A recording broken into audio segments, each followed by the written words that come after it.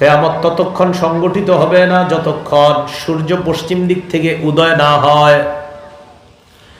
فإذا طلعت فرآها الناس وآمن من في الأرض كلهم أجمعون। সূর্যটা যখন পশ্চিম দিক থেকে উঠবে, দুনিয়ার মানুষগুলা যখন সূর্যটা দেখবে, দুনিয়ার সবাই ঈমান আনবে, সবাই ঈমান আনবে।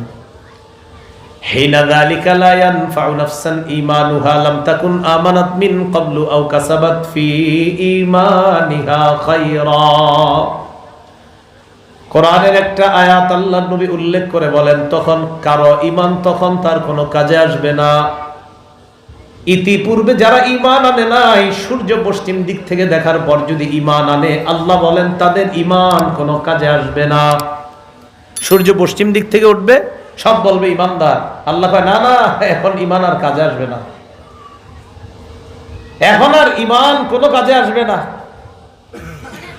আও কাসাবাত ফি ঈমানিহা খায়রা, ঈমান আইনা ভালো ভালো কাজ করবে। কখন? সূর্য পশ্চিম দিক থেকে ওঠার পর ঈমান আনবে, আইনা ভালো আমল করবে।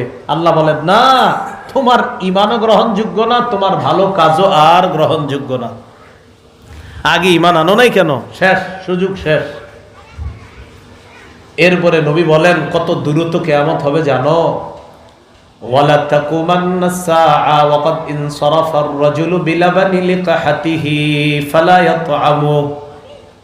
কোন ব্যক্তি দুধ দহন করবে, উটনির দুধ দহন করবে, করার পর পাত্রের মধ্যে দুধ নিবে, আল্লাহ নবী বলেন দুধ পান করার সুযোগ পাবে না, কিয়ামত হয়ে যাবে।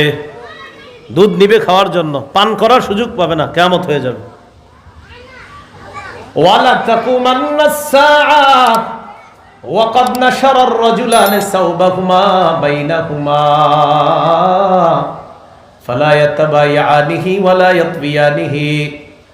নবী বলেন দুই ব্যক্তি কাপড় কেনা বেচা করার জন্য কাপড় খুলে বসবে সামনে, একজন আরেকজনকে কাপড় দেখাবে ক্রয় বিক্রয় করার জন্য। আল্লাহ নবী বলেন ক্রয় বিক্রয় করতে পারবে না, কাপড়টা বটারও সুযোগ পাবে না, এর আগে কিয়ামত হয়ে যাবে। কাপড় খুলে দিছি আমি ওনারে, যেটা নেন। রাসূল বলেন এই কাপড় খুললাম, খুলে কাপড় দেখাই দিছি ওনারে, ভাই কাপড়টা পছন্দ হয় কিনা দেখেন তো। তো এরকম কথাবার্তা চলতেছে। নবী বলেন এই কথাবার্তা ক্রয় বিক্রয় সংগঠিত হবে না, কাপড়টা যে বইবে, বইটা যে এটা রাখবে এই সুযোগটাও পাবে না, এটা ভাঁজ করার সুযোগ পাবে না, এর মাঝে কিয়ামত হয়ে যাবে। ওয়ালা তাকুমান্নাস সাআতু ওয়া ক্বাদ রাফা আহাদুকুম উকলাতাহু ইলা ফিহি ফালা ইয়াতামুহা। নবী বলেন তোমাদের কেউ কেউ ভাতের লোকমাটা মুখ পর্যন্ত নিবে, মুখের কাছে নেওয়ার পর এই লোকমাটা মুখে দিতে পারবে না, এর আগে কিয়ামত হয়ে যাবে। এইভাবে আনবে মুখের এনে, কিন্তু লোকমাটা ভিতরে নিতে পারবে না, কিয়ামত হয়ে যাবে। এই জন্য প্রিয় ভাইয়েরা, কিয়ামতের আলামত দেখবো অনেকগুলা, কিন্তু মনে রাখেন কিয়ামত যেদিন হয়ে যাবে আর সুযোগ পাবেন না, শেষ সব। আলামত অনেকগুলা হবে, হয়ে গেছে, হইতে থাকবে, আরো হবে, কিন্তু অনেকগুলাই কিন্তু হয়ে গেছে, বেশিরভাগ ঘটে গেছে। যেমন এই যে বাইতুল মুকাদ্দাস বিজয় হওয়া, এটাও কিয়ামতের আগে ঘটবে। قال رسول الله صلى الله عليه وسلم উদুদ সিত্তাম বাইনা ইয়াদাই সাআ। কিয়ামতের আগে 6টা জিনিস গণনা করে রাখবা। কয়টা? 1 নাম্বার মাউতি, আমার মরণ, আমার মৃত্যু হবে, আমি যে মৃত্যুবরণ করব এটাও কিয়ামতের আলামত। 2 নাম্বার ফাতহু বাইতুল মুকাদ্দাস, বাইতুল মুকাদ্দাসের বিজয়।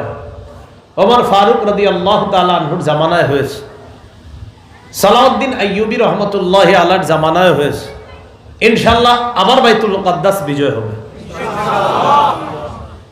قال رسول الله صلى الله عليه وسلم لا تزال طائفة من أمتي ظاهرين على الحق لعدوهم قاهرين حتى يأتي أمر الله।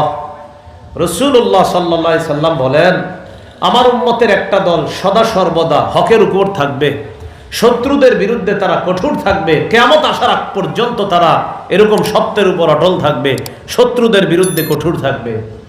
সাহাবীরা প্রশ্ন করলেন আইনা হুম ইয়া রাসূলুল্লাহ, হুজুর এরা তারা, এরা কোথায় থাকবে? নবী জবাব দিলেন বাইতুল মুকাদ্দাস ওয়া আকনাফু বাইতুল মুকাদ্দাস, এরা হলো বাইতুল মুকাদ্দাস আর তার আশেপাশের এলাকায় অবস্থানকারী মুজাহিদ। কি কথা বুঝে আসছে? এজন্য বিশ্লেষণ করেন না যে হুজুর এই হবে সে হবে, কিচ্ছু হবে না। বিশ্লেষণ এটাই, বাইতুল মুকাদ্দাস বিজয় হবে, এটাই বিশ্লেষণ। কারণ রাসূল সাল্লাল্লাহু আলাইহি সাল্লাম বলছে বিজয় হবে, তো হতেই হবে বিজয়, ইনশাআল্লাহ হবে। এখন শুধু বিশ্লেষণ চলতেছে, এত বিশ্লেষণ করে, আর বিশ্লেষণের জায়গা ফেসবুক, খালি বিশ্লেষণ বিশ্লেষণ করে। কিসের বিশ্লেষণ? নবীর বিশ্লেষণের চেয়ে আবার বড় বিশ্লেষণ কোনটা? আমনে করে কে কয় বিশ্লেষণ? নবী তো বিশ্লেষণ করেই গেছে, এটা বিজয় হবে, একদল সত্যের উপর অটল থাকবে। কিছুদিন যদি চুপচাপ হয়ে যায়, এই কথা ভাবার কোনো সুযোগ নাই যে তারা মনে হয় শত্রু পক্ষরে ছেড়ে দিয়েছে। না, কিয়ামত পর্যন্ত বাইতুল মুকাদ্দাসের রক্ষা করার জন্য একদল নিবেদিত প্রাণ মুসলমান থাকবেই সবসময়।